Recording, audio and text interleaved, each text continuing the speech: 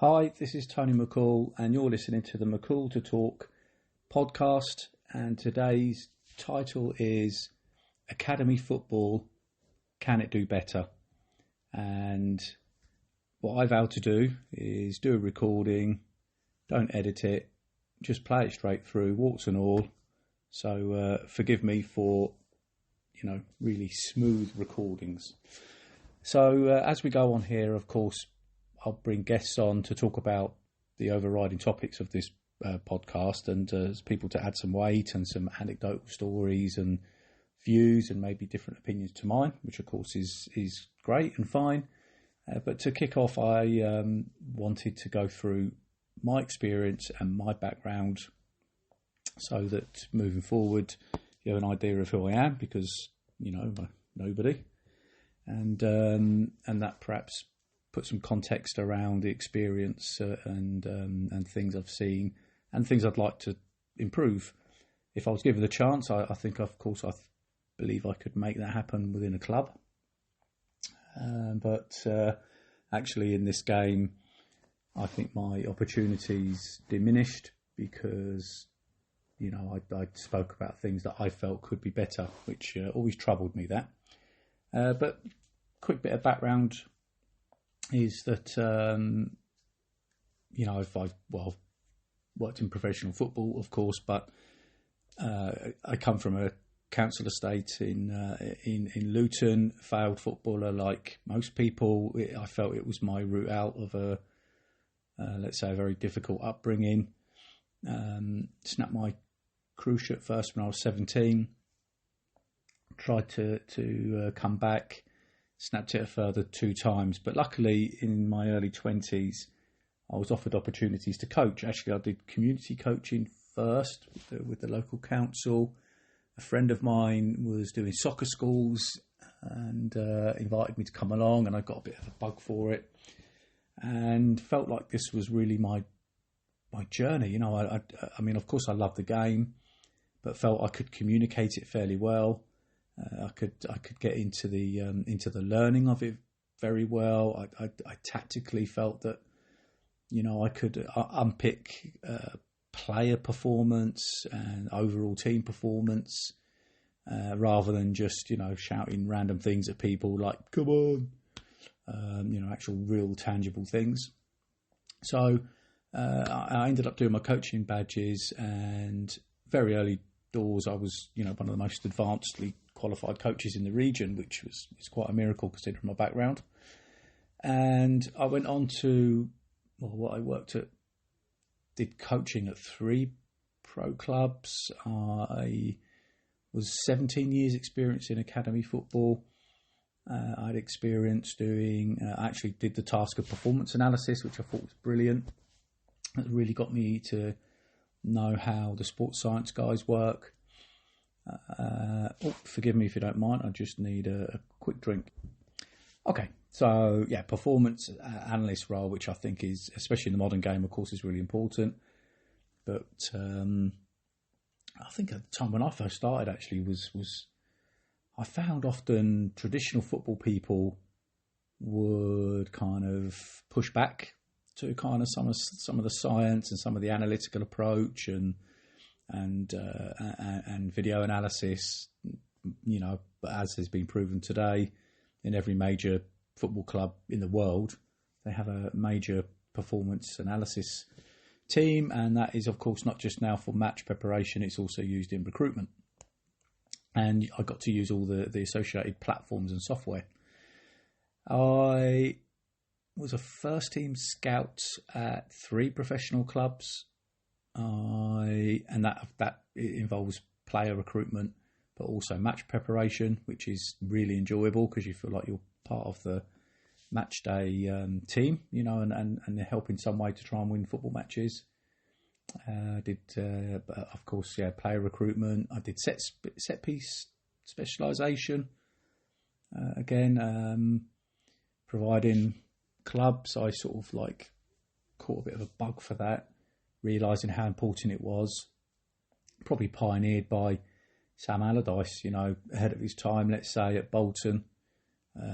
We actually had been in there and provided some kit at the time, many years ago, and got to know some of the sports analysts there as well. Again, that sort of that sat with me and really resonated with my development.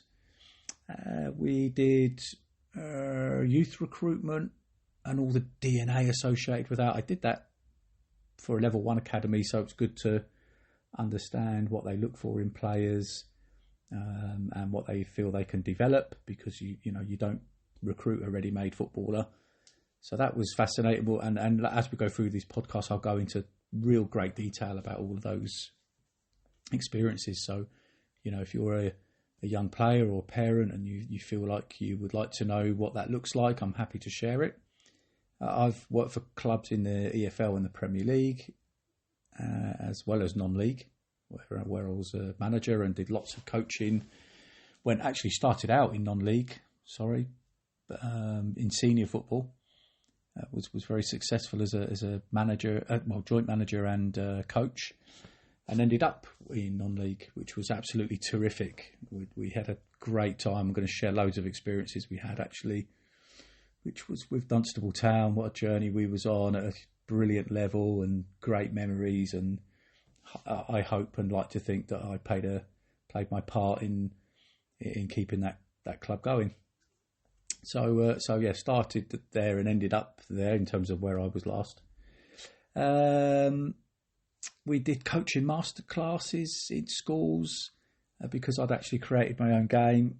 Very, very quick story. So I'm a fan of netball.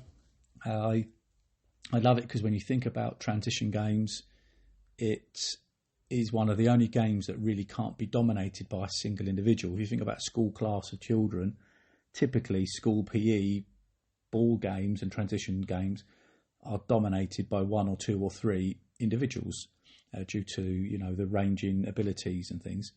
And the thing with netball is you can't succeed on your own because you can't move with the ball, the very principle of the game. So I loved this concept. Actually, my sister was excellent at netball. She I think, she was well within the England structure. She didn't, for one reason or another, felt that she wasn't going to get an opportunity in the first senior team.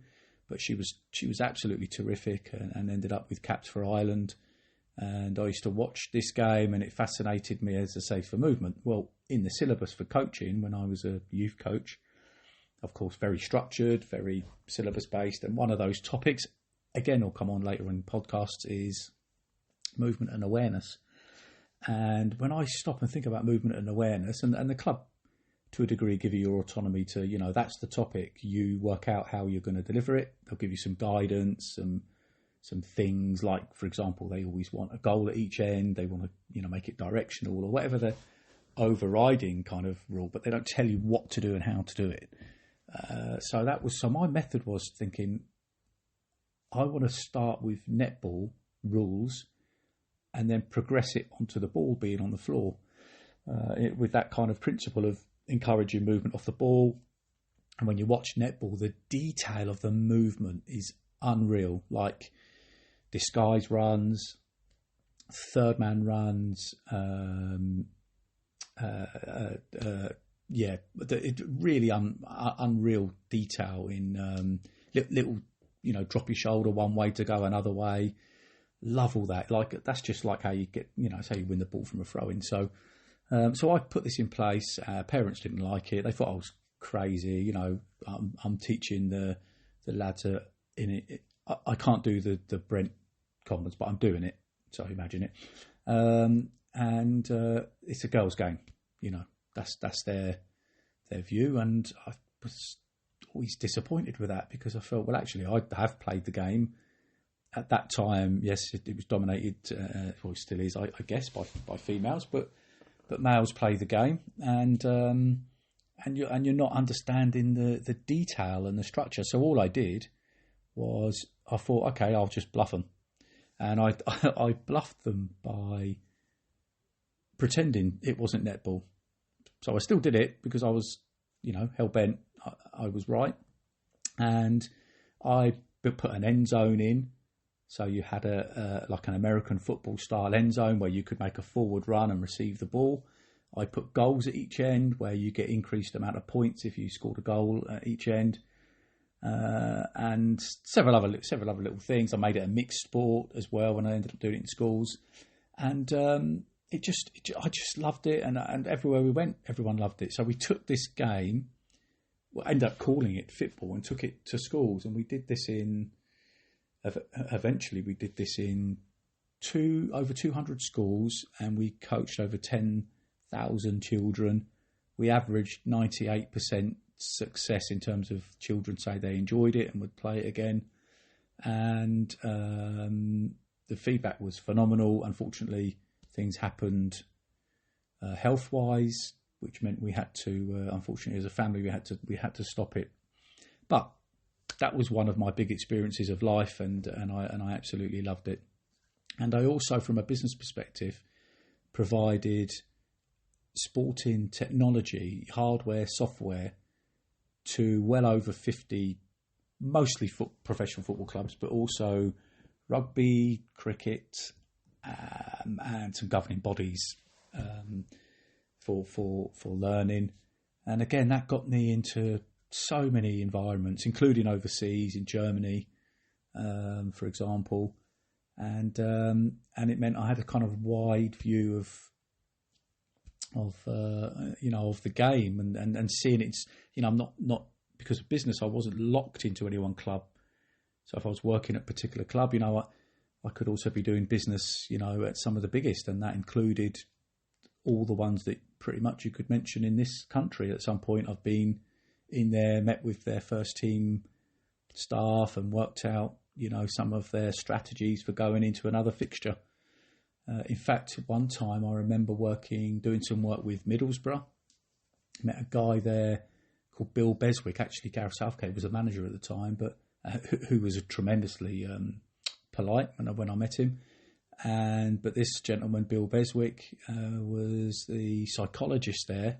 Middlesbrough, again, I think at the time, were a bit ahead of their time, or the head of football, I would say. They were really innovative in that era. But Bill Beswick was just a lovely guy. And at the time, we also were working with Tottenham Hotspur. And there was a time where they were playing each other at the weekend, and actually I was supporting both clubs separately with their match preparation to play each other. So I was fully aware of the strategy and the tactics of both teams. And I guess to this day, I think it may have been a test, it may not have been a test, but I certainly resisted the temptation to tell anybody and publish anything, and hopefully that gave me some credibility, and this game is, I think, about trust and integrity, and I'm sure they felt that I passed that test, because I didn't share anything between the two clubs. But there you go. So that's a bit of my background, and in this particular podcast, I want to talk about youth development. And for me, there's like the cornerstones of youth development in terms of professional youth development. They fall into four areas. One, I feel that we need to give talented young footballers the absolute best, globally class-leading platform to enjoy, learn, and perform and develop. So on that basis, really, because I think over the years people feel I'm very anti-EPPP or anti-improvement, and that is definitely not the case. Some of the training grounds you go to now, of course, are absolutely unreal, and I'm totally all for that. And that's my point number one. My second point is that, you could argue should be point number one if it was in terms of order of importance, but all players should be in a safe, fair, happy and enjoyable environment. And I don't think actually that it probably does happen in most places, but in one or two experiences in my career, it wasn't the case. And I also think as part of that, you should be creating amazing memories, because for example, I knew some players, like if they're getting released, they're like treated like the way first team players are. And I'm not saying that's acceptable either, but in football, this archaic culture of the way people act is that if a player isn't being or felt that they're going to, stay with the club and be signed, it's almost like they start getting ignored and pushed aside. And I just think, even if you are going to, like if I was letting someone go in business, do I have to be horrible to them? Just that to me really sat bad with me, and I've seen that happen so many times. So whatever happens, if they're in this club, 0.5% are going to make it. So why can't we still just make this amazing memories? Because if you think, I think back to my even youth grassroots football, I still have amazing memories. So if you're the leader of an academy, then okay, you've got all these boxes to tick and all this auditing you have to do and all this school-like structure. But don't forget the fundamental part, which is those young people need to have great memories, because we know statistically they're not going to make it. So at least let them look back and think, wow, that was brilliant. So that's my point number 2. Point number 3 is that we give them the absolute best chance to succeed in that game. And again, I don't think that's always the case, but also out of football. And ensure, and if I'm a leader of a football club, what I definitely want to make sure is that this football that we are taking you along, this timeline of this potential for you to be a professional footballer, isn't going to badly hinder your future. And that is, I think, a huge responsibility that is being overlooked by a lot of football clubs. And finally, point number 4 is to have open and fair opportunities for all. And therefore, I guess you could argue I'm being leading there. I mean, what am I suggesting? That it's not fair? Well, okay, let's, rather than suggest things and rather than trying to conclude and unravel what I'm trying to say, I absolutely 1,000,000% have witnessed unfair treatment of players, for example, that maybe got released for reasons other than their football ability or capability or potential. So there you go. Number 4, I think the game needs to find a way of being much fairer to young people. And I'll develop this more as we go on this podcast, particularly focused around youth development, across 11 subjects, which are my overriding titles for what I feel should be adopted within, well, if it was my environment, but if you're a club owner listening to this, or I'm underqualified compared to probably nearly all the academy managers in the country. So yeah, qualification wise, well done. I'm not knocking that. You've gone on, you've done your, academy manager's license and all these. I congratulate you. But I'm talking what I've witnessed, what I've experienced as a coach on the ground level. And if I was given the opportunity to lead a club, these are the overriding topics which I would go after to improve, because ultimately as well, surely from the club's perspective, you want the very best opportunity to get return on investment. And I think this makes your club look more attractive, especially where it's competitive geographically. Make your club the most attractive place to come for parents to think, yeah, this is the only option for my child. And these are the topics that I would go after. So the first topic is contracts. And when I say contracts, I'm talking youth contracts for foundation phase players, so under 9s, 10s, 11s. And it's just my opinion. Now, this is a lot for a club because it's so competitive. So it will probably take the FA, or who, in my opinion, actually the Premier League, because they're the ones running EPPP, and therefore, let's say, in my view, are governing it more than the FA. And I think that the rule should be there's no contracts. I personally don't think any child that goes to primary school should be contracted to do anything, anywhere. Now, I can understand registration, so I would put in just a free registration. I understand that. So that's effectively like as if you're a grassroots team. And that, of course, make sure everything's, nice and legitimate and things, but not a contract. I mean, I personally have I'm quite uncomfortable when I see the images of a young child sat in front of an advertising board saying, signed for whichever club. I find that quite uncomfortable. And I've even seen, what is some of the private academies, if you like, which we'll come on to, that say, great news, our product, if you like, they've not said that, but that's the way I see it, because it's a commercial business, has signed for ... as a professional contract, and using the language professional contract. I don't know, that just sits so really uncomfortably with me for a whole number of reasons. It might be worth bearing in mind that these are children that mostly believe that Santa Claus is coming at Christmas. So, yeah, no, I don't think they should be contracted.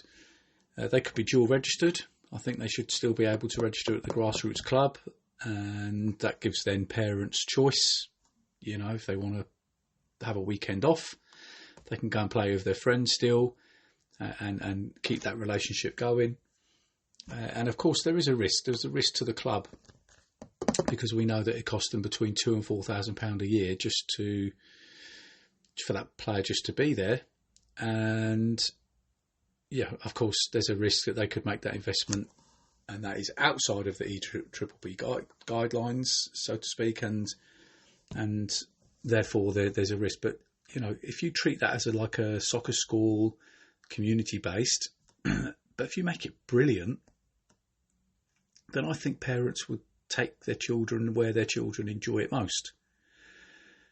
If your child doesn't enjoy doing something, the parents aren't going to take them there. I know that myself as a parent.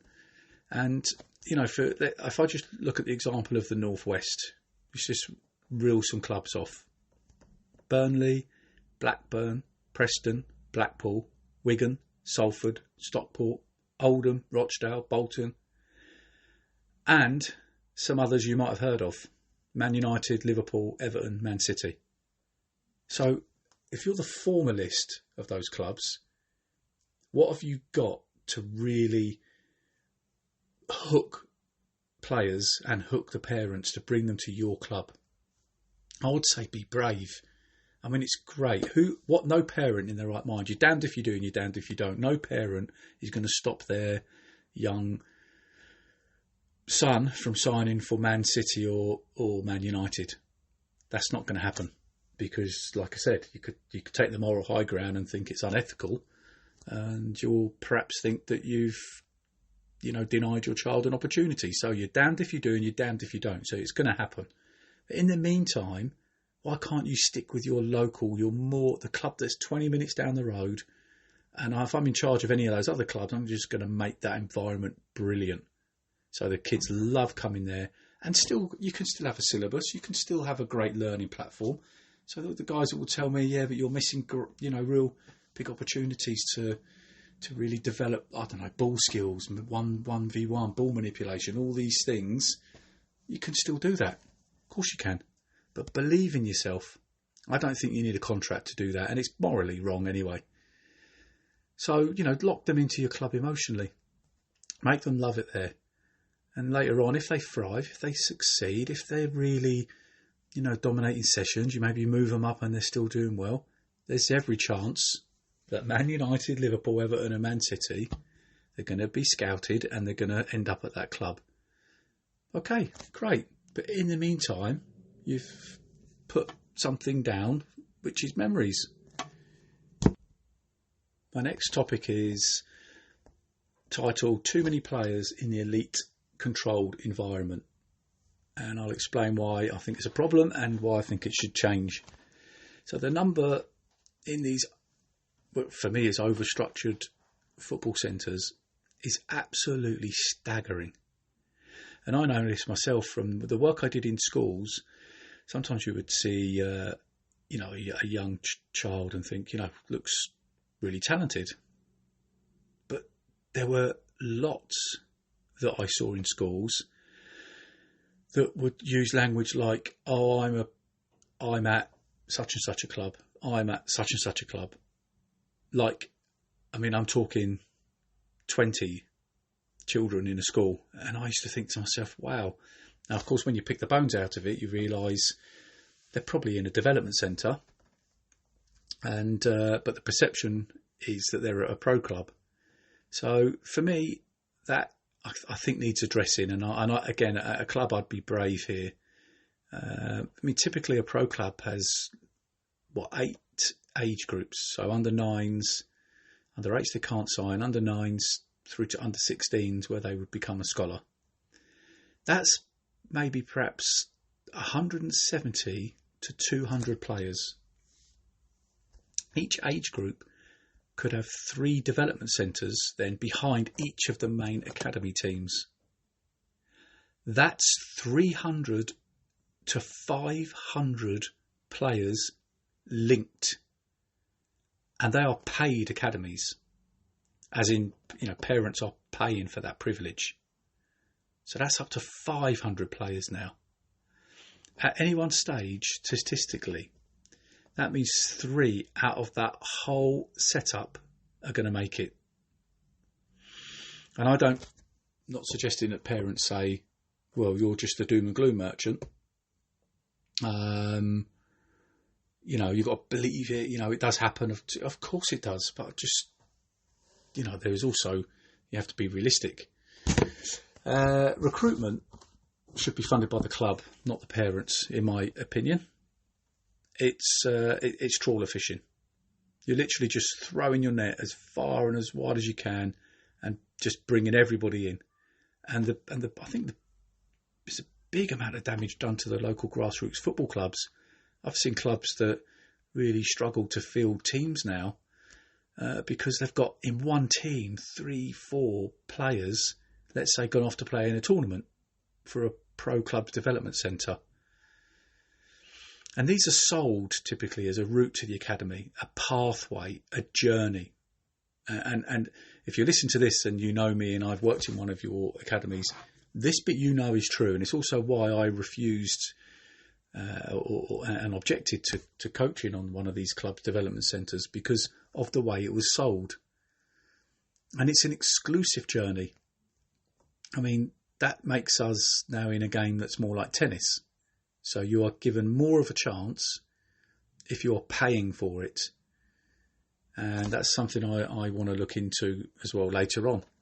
I heard recently that a guy's son who was on the journey, he stopped playing football altogether. Just completely stopped, because I think the mindset of the player is they feel like they're in that journey, and then they get to a point where they don't make it and they think, well, that was why I was doing it. So then when they don't get a contract, they just literally stop playing. For me, we need to get these numbers down, and we need to change the language. It's okay if you're a private academy. I ran private sessions. We all need an income. But if you're a private academy or you're a development centre, I think it's great to sell that as syllabus style academy coaching. So parents know what they're walking into. You are getting a very well organised coaching session here with good qualified coaches and holistic development that is akin or similar or the same as the main academy team. Now, I'm happy with that. I'm comfortable with that. And if the player enjoys it and you as a parent can see the improvement, then keep going. And if you can afford it, keep paying. That's like going for piano lessons or guitar lessons. It might be something that they just enjoy. Now, don't get me wrong. You might go to guitar lessons and absolutely excel and be unbelievable. You might well be on stage in front of 120,000 people. I'm not taking away hopes and dreams. I'm just asking the people that are the more mature people that know the numbers and we know this game to to set the standards and set the language and set the bar better and be more realistic. And that leads me on to why we need to define why we play again. Because if you talk to people of my era that, talk about playing football in the park, in the street, and, all the things we've all heard. But we were all doing it because we enjoyed it. And also for me, I now know it was a distraction. It was something that took my brain away from other things that were going on. And I think this is the responsibility of parents. If not more, why are you playing? Why did you play? Did you play for fun, or did you play to be a footballer? I mean, of course, yes. We all, I did it. I even grew my hair, I think, once, like Brian Robson, which is, the wrong colour for a start off. So we all have those dreams, but I think you need to help define why the child is playing. Because if you actually go to ask the top players, what was it, that got you to where you were, and was it because you loved playing, or was it because you wanted to be rich, or you wanted the drippings of the Premier League? And they all say it was just because they loved the game. And those that play now and play well are still the ones that are saying, yeah, they just love playing. I watched, De Bruyne, and to me, he just looks like he just loves playing football. Now, he happens to be extremely wealthy on the back of it. But let's not move away from the core reason why we're doing this in the first place. Dreaming is great. Absolutely great. And let's not take away. Someone says, I want to be an F1 driver like Lewis Hamilton. Great. Then dream away. It's our responsibility as the professionals and parents to choose our language very carefully.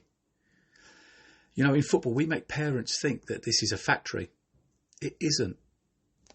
If it was, it'd be one of the poorest ever. Imagine if Aston Martin threw away 95 out of 100 cars.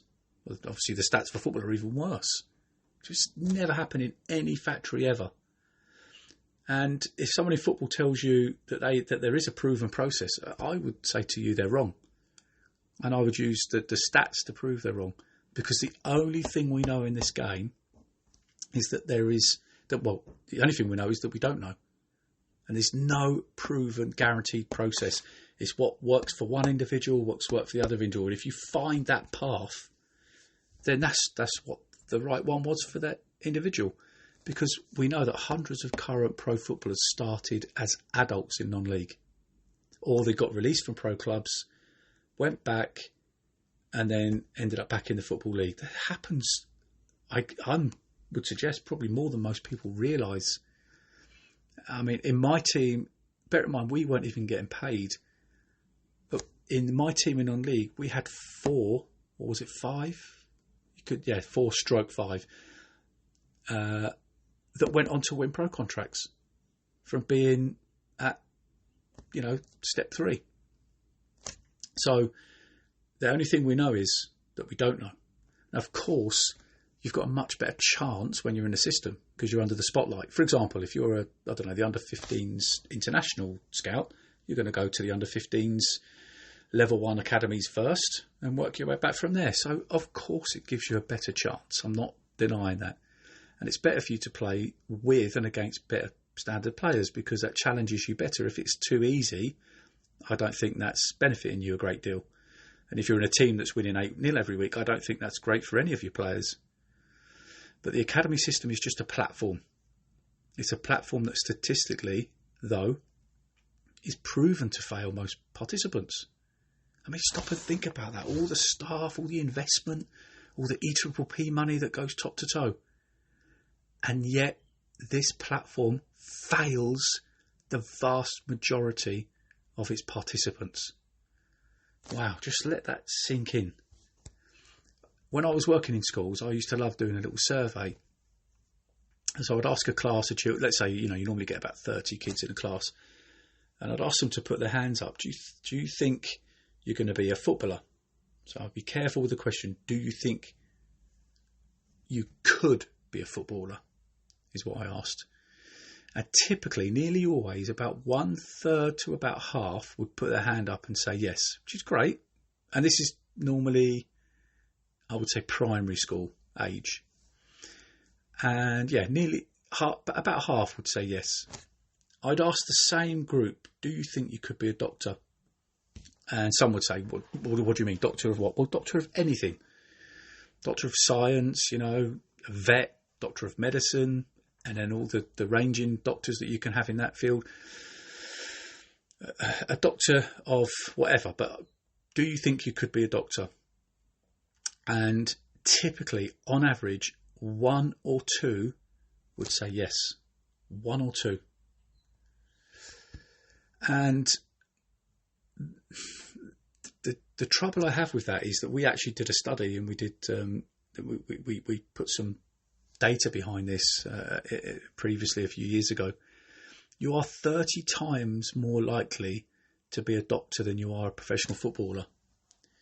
And then you could say, now of course I didn't say that to the children, because it's not about stamping over dreams, but it's about being realistic. And as parents, do we really think that our child could be a doctor? And do we really think they could be a footballer? And actually, we could probably admit to ourselves that, yeah, our dream was that they'd be a footballer, but we never considered that they might make it as a doctor, which is a incredibly rewarding long-term career. And football can be terribly, terribly cruel and lowly paid and lonely, and moving all round up and down the country and fighting to get your next contract and spending time injured and disillusioned. It's not always what it's cracked up to be. And the specialist private football academies, they're cropping up everywhere, and it's perhaps a different debate, and I'm not knocking them. I've done this myself. As I say, we all have bills to pay. But some of them are going back to the language, we will turn you into professional footballers. I think to myself, how do you even know? How can you make that statement? If the main academy can't do that, if the main professional club with all of its skill and knowledge and investment and EPPP money, if they can't do it, what makes you think you can do it? And do you think you're doing a better job than the professional academies then? Or the elite academies? It doesn't sit well with me. It's not the product or the service, by the way. That, as I said before, I'm fine with that. This is a standard we're delivering. So the message for parents really is, when you go into a car, if you're overanalyzing everything, think about what you're saying. Don't get them in the car and grill them about their performance and add more pressure. I've got, might have a surprise for you, and you know this yourself because you probably played football. When you have a shot, even let's say the ball comes over as a volley, you've already put that in the top corner before it arrives. So when it hits the corner flag or it scoops off your ankle and goes out for a throw-in, you've made a mistake. And now, okay, for me, it's one of the reasons why in coaching I didn't use, in a later podcast we'll talk about coaching language, but unlucky was not a word that I like, because it's probably not luck. It's probably down to a technical skill that you can develop and improve. But what I don't need is, if I've done that, I don't need people on the sideline shouting at me and have a go at me, or getting in my car and my parents grilling me about it. Because when I went to sleep at night, I've got news for you, I dreamt that was going in the top corner. I dreamt I was chipping the keeper and scoring. I know I made that mistake. So I don't need reminding. I think personally, the best question you can ever ask is, did they enjoy it? And I've had loads of parents, you might think it's corny by the way, but I've had loads of parents over the years say, can you give me some advice for my young lad who's in an academy? And that's my line I always say, just ask them if they're enjoying it. I'm not going to get into 17 years of coaching experience and the whole depth of syllabus coaching and all, the session plans and development plans and what have you. I can't reel that out in a sentence. But for you, I think the best thing you could do if you really want to help is ask them if they're enjoying it. And you might ask if there's things they could do better, sure. But there's nothing wrong with that. I mean, you're the parent, you do what you want. But it's just for me, I think what would help a lot, and maybe ask them, tell me the top things you did well. Always fascinates me. Dog training. In dog training, professional dog trainers ignore bad behaviour or crappy behaviour or whatever it might be. They completely blanket and over reward good behaviour. And yet human nature is, we think coaching and improvement means me standing, picking out every bad thing I can see, which, by the way, everyone else can see and the person that's done it knows, and then firing it back down that human being's throat and reminding them again. And you think that's coaching and learning. It's not for me. So ask them, did they enjoy it? Ask them, is there anything perhaps they feel they could do better? And what are the top things you did well? And congratulate it. Because believe me, they want to impress you. So they'll do those things good and again. So, yeah, if I was I don't think I'd work in an academy as a coach anymore, but certainly if it was, leadership role, then that's what I would encourage. And in fact, I'd put it on the door as well. I'd have it on the door when you walking in for parents, for the coaches, for everybody. Create great memories, because you're never going to get this time back. Most of you will get released. At least look back and think fondly about it. Football has become a pay-to-play culture, much like tennis was over the years. And I think we need to address this. If the FA can do anything, this is one of the things they definitely can get hold of, despite, where the money and the wealth is coming from. Talent is lost due to money and wealth. It has to be. And when I spent my time working in schools, I asked, young people, who did you play for? I asked that loads, of course, and that inspired me to start a free play team, because on one occasion, one chap said to me, one young lad, that he didn't play for anyone. And he didn't play for anyone because his parents couldn't afford it. So, short story was, I set up a team together with a great guy locally, Graham, who was absolutely brilliant in getting this off the ground. I felt that we could have a free-to-play team. Now, I know there's costs, and I know it's not long-term sustainable unless you get some amazing sponsorship. So I know, subs is essential for grassroots teams. I know, I get it. But it was just it was almost like, could we do this? I wonder. And actually, we got it off the ground, and that particular lad, we got playing as part of that, and that was one of my fondest memories. But longer term, I know that's not really sustainable, and sponsorship is harder and harder to come by, especially in the current climate of people at home, with less money, and also businesses struggling and things. So it's hard.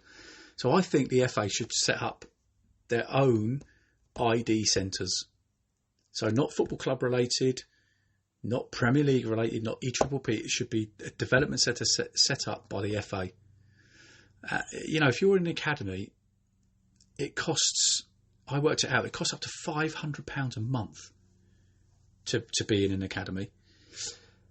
You would be driving, 4 times a week?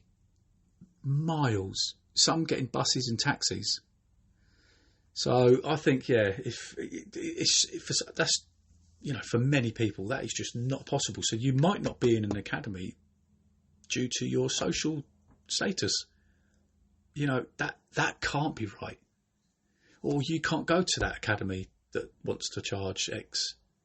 So I think there should have these local FA regional elite centres, and the recruitment should be done in schools. I mean, okay, PE teachers might not be football qualified, but they're PE teachers. I'm not rugby qualified, but I think I can identify when someone stands out. So I think between the school and the regional local FA, you can pick out players, from the school teams, and even go and scout the school teams and bring them into these centres. And that could be funded. We could take a pot of money from EPPP or a pot of money from the Premier League, and there's plenty of money about, and we can fund it. And especially for those players that come from, difficult backgrounds, single parents, parents, that haven't got a lot of money, and they would qualify to go. So it might be that you come out of an academy for that reason, but you could then go to this regional centre, and that keeps you ticking over with a good high-level football development and coaching. And you see these, well, okay, they're already there, people say to me. I actually had a conversation with one of the governing bodies on this. They said to me, because I said, well, how come you've got these big, lovely 3G pitches now? If you go to most council estates across the UK, some of the schools have, they've got joint funding and outside source funding to put these lovely free 4G pitches that look great. But who can access them? I mean, really, they become cash cows for the organisations that own them.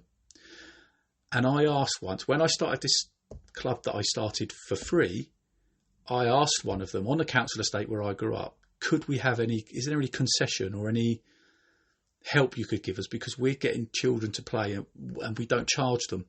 So is there any way you could help us with the facility? And the answer was a flat outright no. This is a commercial enterprise. That's the cost per hour, peak, off peak, and there's no concessions. So we're still back to this, well, you can only take part based on a certain amount of money. Okay. Others might say, well, Johnny's parents work really hard, or, okay, and whatever opinion you as to why you haven't got money, or you got money, or whatever the reason is, the net result is ultimately for our nation that talent from low income backgrounds could be restricted in finding their way into the elite program. No one can argue with me, surely, when you think, well, that means we might not be keeping and maintaining and developing our best potential players. Think about it.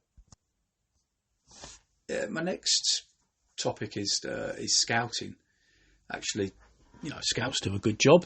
I've done it myself, and qualifications are good. It's nice to really pick the bones out of DNA and identifying aspects of someone's game and what can be improved, and really doing this from an analytical perspective. I'm all in favour of that.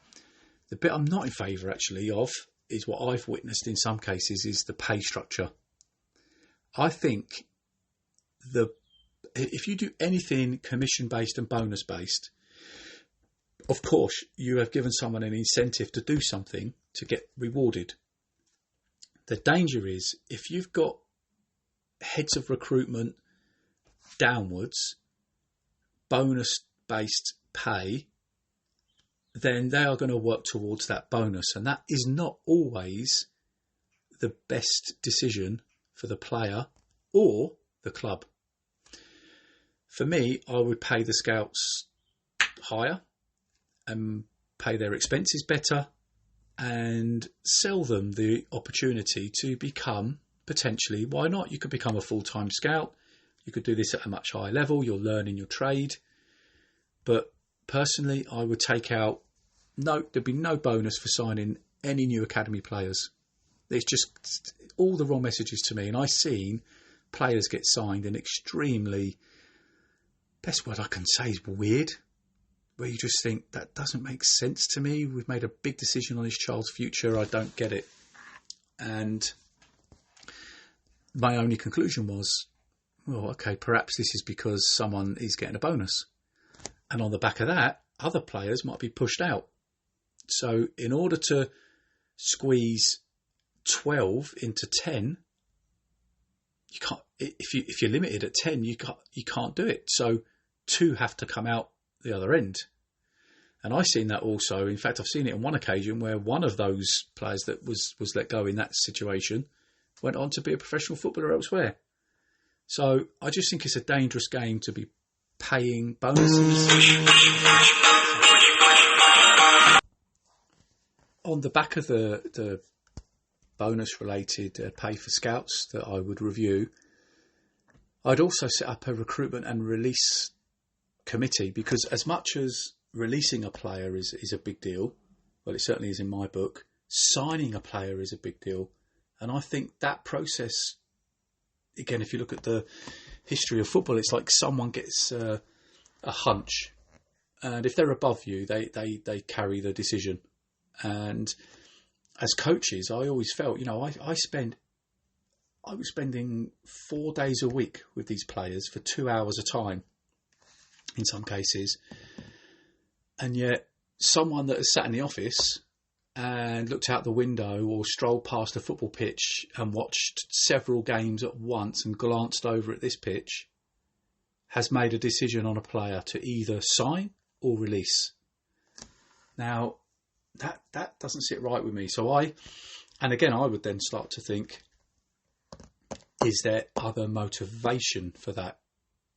Well, I don't know. If that's not you and you've never been motivated by bonuses and things and it's all your integrity's intact, well, good on you. But I was once asked about a player that had played once under, and the session got cut short because the floodlights had failed. I went upstairs and the club signed that player. And, I see the player sort of skipping out. It's like life-changing. I can imagine it's all over their Facebook and the family are delighted. And strangely, I wasn't. I was thinking, this kid, we still don't know, like, analytically, we haven't given him a few weeks to settle in. And I always used to think, give kids 2 weeks just to, get fit into the environment. This is just a knee-jerk decision. And in a few weeks, that child is going to get taken out of school. And ultimately that child got released. So I think recruitment should be done using a much, wider range of stakeholders. And this could include, of course, I think it's essential to include the coaches, but also even the medical staff and the recruitment staff, and no problem. Maybe the welfare person as well, because if you're looking at things holistically, you have to include all the people that understand the dynamics and the whole makeup and potential of an individual. This takes away the notion that one person has got this single autonomy. I mean, that's not healthy for a club. If I was ultimately in charge, I'd still want to engage with all the associated staff. Yes, maybe I'll have the casting vote, perhaps if it's even. But I don't want to be the sole decision maker. And as I say, because I think that creates an unhealthy environment. And it could be, decisions could be based on several things other than the player's ability and potential. Could be, and I'm not talking the player here, I'm talking the staff members' ego. There's vendettas, where there's divides in the camp, and so there's vendettas against individuals. And you've got the ulterior motive. So for me as well, when you come in on trial, has to be a minimum 6 to 8 weeks. That player has to play in the games programme. You do not make a decision within those 6 to 8 weeks. If necessary, the authorities need to come in and say you can't do that. The player has to be here for a minimum period. They have to play a minimum of half a game every week. And, not everyone can succeed. Starting 11 for whoever. I don't know, Tottenham Hotspurs is 11 players in the next game. And therefore, a number of professionals aren't getting in that team. And then there's a whole raft of under-21s that can't get in the squad. And then there's 18s trying to get in the 21s, and so on and so on and so on. So it is a numbers game in that respect, and not everyone is going to succeed. So part of the nature of the beast is releasing players. That I get. But it's how you do it and the whole wraparound package for the player and their education and their family. And I think it could be done a lot better from what I've seen. And I'm sure there's many clubs out there that would say, we think we're doing this absolutely perfectly well. And good on you. These next topics are more specifically once the player's kind of in that academy environment. And the first title for me is the controlled hours For me, from what I've seen, the children are just too tired. 4 days a week is too much. Players turn up hungry. Like they're munching their dinner as they arrive in the car, or they get there early and they're sitting in the car, rushing food down. I don't think it's enough time for homework. So you see them, doing homework in the car. Actually heard of players being asleep in the car, so they've been picked up from school. They're trying to munch some food down quick, and then they're having a quick kip before they start training. And it starts to become more like a chore. It's like a job, where you're just tired, but you've got to go and do it. And there's not enough free time for me. I mean, for a child, like, where's their free time? I know we all say, you're on the PlayStation too long and all these things. We think there's dinosaurs. But actually, why can't they play the PlayStation? When's their nothing time? They've got schools absolutely plough the pressure on with, to meet Ofsted standards. They go and play football, which is meant to be fun. And then football ploughs all these hours and homework on the kids on top of that, which is meant to be their fun bit. But now this becomes like school. And I think it also, it affects the siblings, that you see them getting, I say dragged along, but they're missing out as well. Parents, I know they can't stay at home on their own, so what do you do? And there's a sacrifice for this one individual, and the other siblings are just towed along. As I say, there's not really a lot. I'm not criticising parents for that. There's no way around it.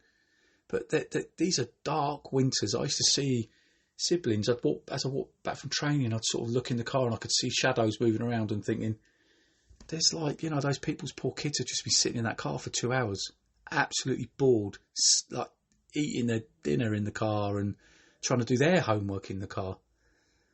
I think, and the pressure is on the parents because it's stressful.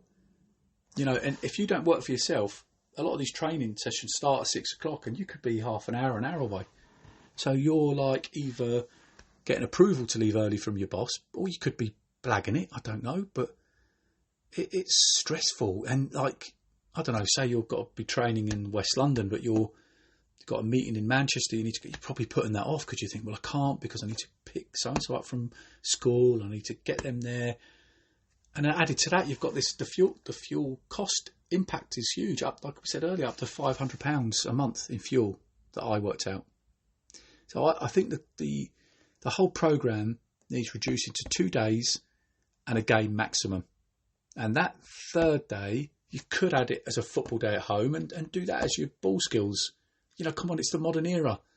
Use your mobile if you want, or set them up with a mobile and a tripod or whatever if you want to do ball manipulation that day. But let them do this at home or in an environment close to home.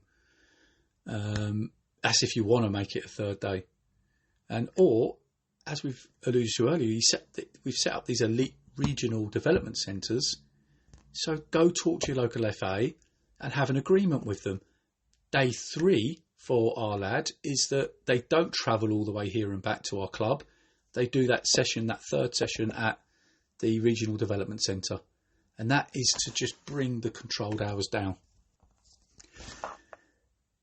Now I'll go to sort of jump to the back end, if you like, of academy football, and so that takes us, up to 15, 16, and either pre scholar release and then post scholar release.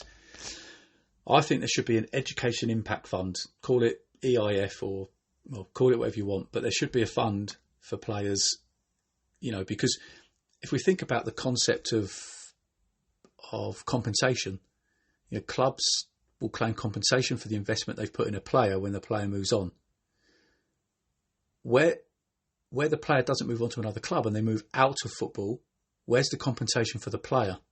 Because we talk about a lot of the input costs, and again, I've heard clubs say this, or members of clubs say to me when I bring this up, well, the parents have a choice, and I always think to myself, yeah, have you been a parent with a child in an elite environment like this?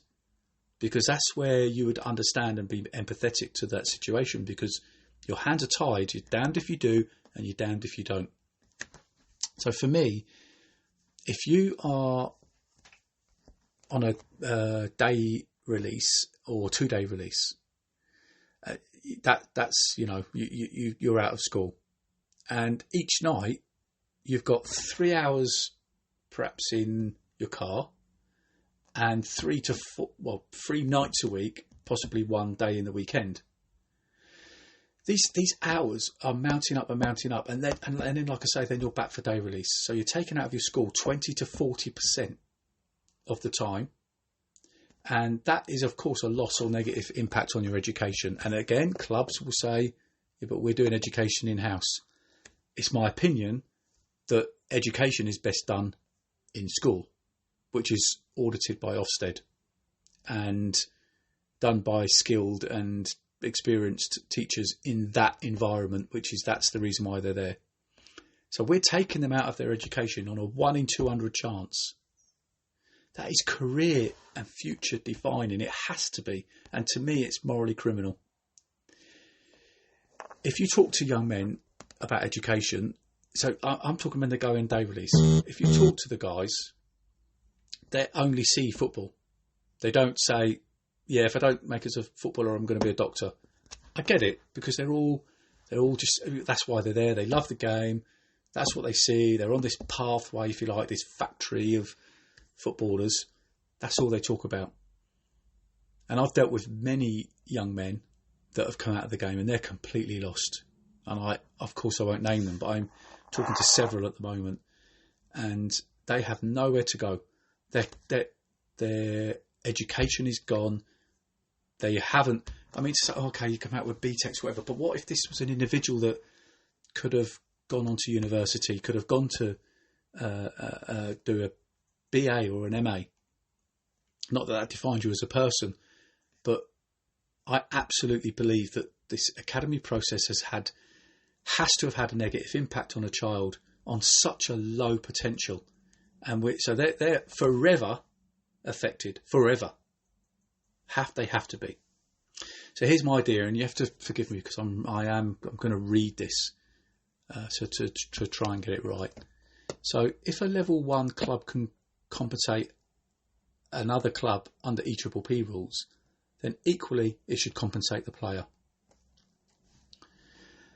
There should be a building fund of security, whereby if a player gets released after a 1-year pro and below, they qualify for this EIF, Education Impact Fund. After 1 year, if the player doesn't re-sign pro anywhere, then the EIF is awarded. You also qualified scale down, working your way back, if you're released at 18 or 16, post scholar and pre-scholar. This money should be ring-fenced, and it's paid directly from the registered club to the university or further higher education, and it can be degree level. It could also be used for other qualifications, vocational courses, it could be hands-on, I don't know, work with cars, objects, or maybe even IT or development or something in the modern space. But the longer the player is in the system, the higher the amount that's available. We research, actually, this is from my son, he's done some great research, but an estimated 50% of NFL professionals are degree level educated, according to what I've been told. This impact pot would make clubs more hesitant in their commitments. So going back to what I've said previously about recruitment, now you've got this potential impact fund as well. We need to have a serious, conversation. We can't just do this on put a finger in the air and hope for the best. I suggest 3K per year EIF. That if you're in the system from 14 through to 22, those funds could be ranging then on a scale basis up to £24,000. So now suddenly a player that gets released qualifies for this £24,000 pot, not to go to Marbella, but paid directly to your establishment of education that you've chosen.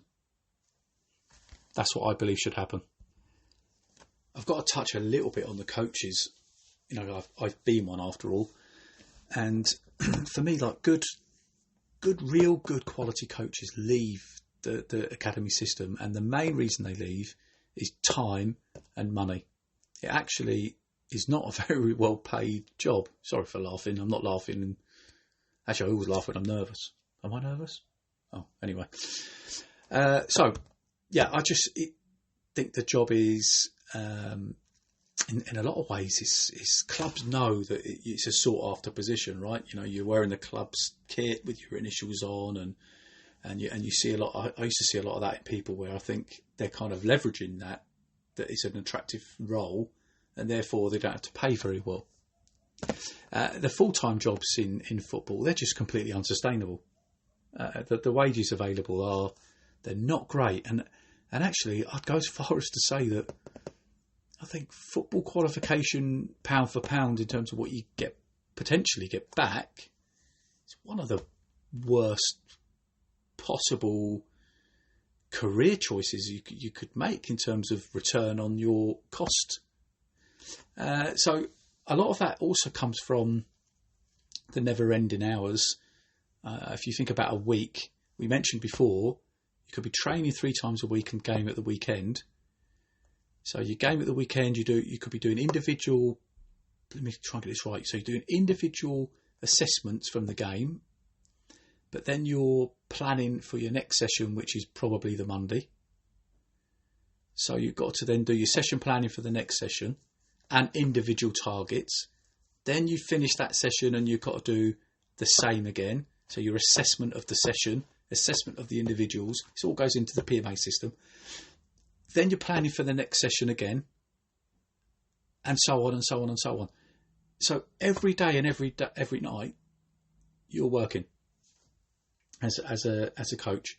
And when you put all that together, which is to populate all this, I would say, this nonsense as well, really, because no one reads it anyway. But anyway, it's not all nonsense. But if you're talking about opinion-based views, then for me it is nonsense because it has zero effect on that player getting signed as a scholar or a pro, in my opinion. So I think for coaches, actually, many are kind of working too many hours. The full-time guys are underpaid. The part-time guys, it's just unviable to try and sustain that with another job. And it's just pound for pound, one of the worst returns on investments. I don't think it's valuable as a trade. And actually the real good jobs, the proper jobs, if you like, I've seen that as well, where it's just jobs for the boys. So I think there should be similar pay standards and conditions that mirror state education. So if you're going to create this education environment, well, then pay the people properly that are delivering it. That's my view. And that leads me into the player reports themselves. So these would be done like at the end of a 6-week term, much like they're done in school, because that's the process or the way that football has become. And so as a coach, you've got to put these, 6 weekly end of syllabus report together. And wow, the stuff I've seen in there, I don't even why. I mean, parents obviously read them and really look into kind of detail of the content. I don't know why, because a lot of them are just copy and pasted that I've seen. And I think lazy, coaches don't realise, you put words in there and the children are could be reading, they're devastated. But you're told as a coach, put 3 things to develop and 3 things to improve. Sometimes you're desperately racking your brain because it's probably gone midnight. You've got to be up at work at 7. You've got to be at work at 7 o'clock in the morning. So it's kind of all done a bit slapdash, but for the child, they're taking those words. And it's almost like they're subconsciously pinning them on their ceiling, and that's all they can see when they're going to sleep. I just the principle of them, I don't believe in. It's too education style. I think it's detrimental to the coach because of the hours and things, and it's damaging to relationships. I think coaches can be too casual in the approach with words that they use. And I just don't think going over mistakes is useful. I go back to the dog training. Why are we telling the child about the mistakes? I always felt that as a coach, I could understand areas that a player needed to develop, and I could set up sessions accordingly and put them in certain scenarios that would help them develop that. And then when they got it right, I would reward them for it and bring them in and talk to them and tell them and help them and ask them to share their experience of it.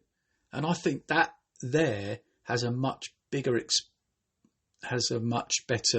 effect, I should say, on confidence and self-belief, because you can be the best coach in the world. I don't care who you are. When you're a player or even a person, we're at work with what you're doing, whatever job you're doing, confidence and self-belief are the two biggest things that lead you to do well. And when you lose that, we've seen top players, some of the best in the world, that have spells where things don't go well.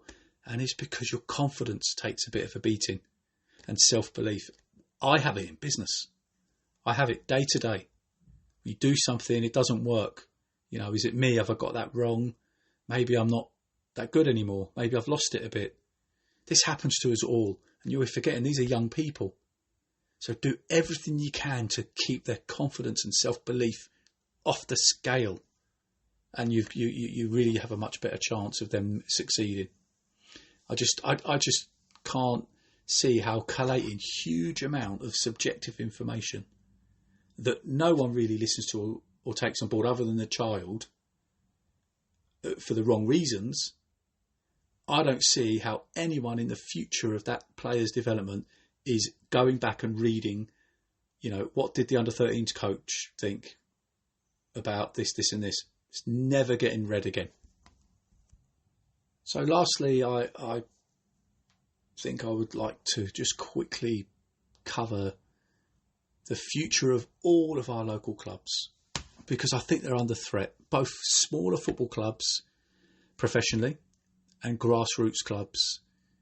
They're all under threat. And I know the threat from outside things, the world's changing, gaming, for example, esports, gaming, and other distractions, mostly from an electronic and an internet perspective.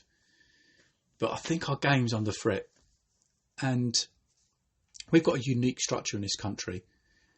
We've got 5 professional football leagues for a start. And you only have to go down to you go down to League One or even the National League, and the teams that come up from the National League, like Wrexham and Notts County. These are huge, historic football clubs, and they're battling their way down the lower leagues of our pyramid.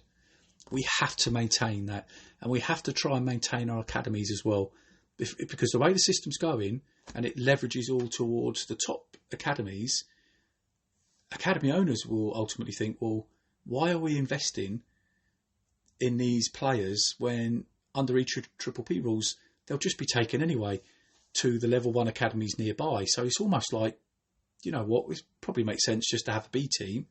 We'll wait for those 10 players to be released, who arguably, according to everyone, they're in a better environment with better coaches, with better facilities.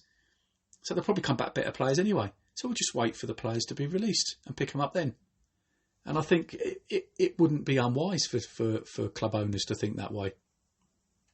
And all the players can't, and like many of the elite, they can't all play in the top 50 academies.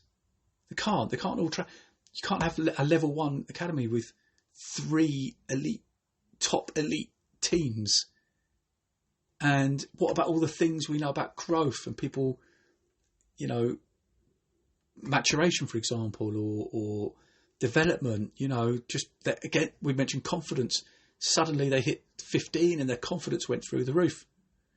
There's all different reasons why players could be at certain levels at different times, and then some step back and some step forward.